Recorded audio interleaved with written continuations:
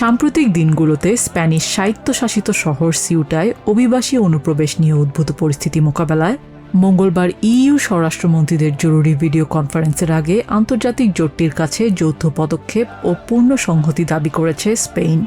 Spanish পররাষ্ট্রমন্ত্রী Jose Manuel Alvarez জানিয়েছেন, সিউটা এবং মেলিলা কেবল স্পেনের সীমান্ত নয়, বরং এগুলো পুরো ইউরোপিয়ান ইউনিয়নের বহিঃসীমান্ত।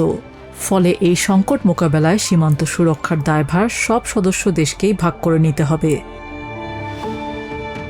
সীমান্ত বিপর্যয়ের জেরে শেনজেন চুক্তি নিয়ে দেখা দিয়েছে চরম অনিশ্চয়তা। সীমান্ত নিয়ন্ত্রণে স্পেনের ব্যর্থতার সুযোগে অনিয়ন্ত্রিত অনুপ্রবেশ ঘটছে এমন অভিযোগ এনে ইতিমধ্যেই স্পেনের সঙ্গে শেনজেন চুক্তি সাময়িকভাবে স্থগিত করেছে ইটালির ডানপন্থী সরকার।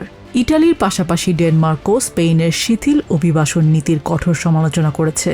জবাবে স্প্যানিশ সরকার জানিয়েছে, অনিয়মিতভাবে সিউটায় প্রবেশ করা কোনো অভিবাসীকেই মূল স্পেন ভূখণ্ড কিংবা শেনজেন অঞ্চলের অন্য কোনো দেশে যাওয়ার সুযোগ দেয়া হবে না। স্প্যানিশ কর্তৃপক্ষের তথ্যমতে মরক্কো থেকে উত্তর আফ্রিকান এই ভূখণ্ডে প্রবেশের চেষ্টাকালে সমুদ্রে ডুবে এবং সীমান্তে পদতলিত হয়ে এ পর্যন্ত অন্তত ৮৮ জন প্রাণ হারিয়েছেন। সীমান্ত জুড়ে স্প্যানিশ সেনাবাহিনী ও পুলিশের কঠোর টহল অব্যাহত থাকলেও হাজার হাজার অভিবাসী এখন সিউটার সৈকত ও খোলা রাস্তায় মানবেতর দিন কাটাচ্ছেন। অভ্যর্থনা কেন্দ্রগুলো ধারণ ক্ষমতার বাইরে চলে যাওয়ায় তীব্র খাবার ও পানির সংকটে ভুগছেন তারা। ইতোমধ্যেই সেনাবাহিনী হাজার হাজার অভিবাসীকে ট্রাকে করে পুনরায় মরক্কো সীমান্তে ফেরত পাঠাতে শুরু করেছে। ঝুঁকিপূর্ণ এই যাত্রার পেছনে রয়েছে অভিবাসীদের ভিন্ন বাস্তবতা। মরক্কো থেকে আসা ২৭ বছর বয়সী তরুণ মোহাম্মদ আহমেদ চান ইউরোপে কাজের সুযোগ। আমি স্পেনে একটা কাজ পেতে চাই, ড্রাইভিং, বারবার, মেকানিক বা পেইন্টিং। আমি যে কোনো কাজ করতে রাজি আছি।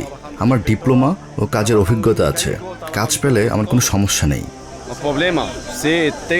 অন্যদিকে অর্থনৈতিক কারণ নয়, বরং নিজ দেশে যুদ্ধ ও রক্তক্ষয় থেকে প্রাণ বাঁচাতে সিউটায় আশ্রয় নিয়েছেন ২৪ বছর বয়সী সুদানিজ তরুণ কামাল কারুম। পরিস্থিতি দিন দিন আরও কঠিন হচ্ছে।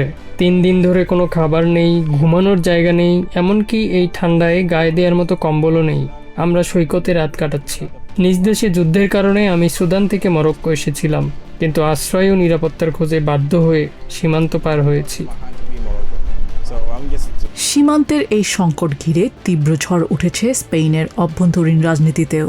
প্রধানমন্ত্রী পেদ্রো সানচেজের বামপন্থী সরকারের শিথিল অভিবাসন নীতির প্রতিবাদে রাজপথে নেমেছে দেশের সাধারণ মানুষ ও কট্টর ডানপন্থী রাজনৈতিক দলগুলো। ৫৫০,০০০ অবৈধ অভিবাসীকে বৈধতা দেওয়ার সরকারি উদ্যোগের কারণেই এই অনিয়ন্ত্রিত সীমান্ত সংকট তৈরি হয়েছে বলে অভিযোগ তাদের। নিজিয়া জামি, TVN24 নিউজ ডেস্ক।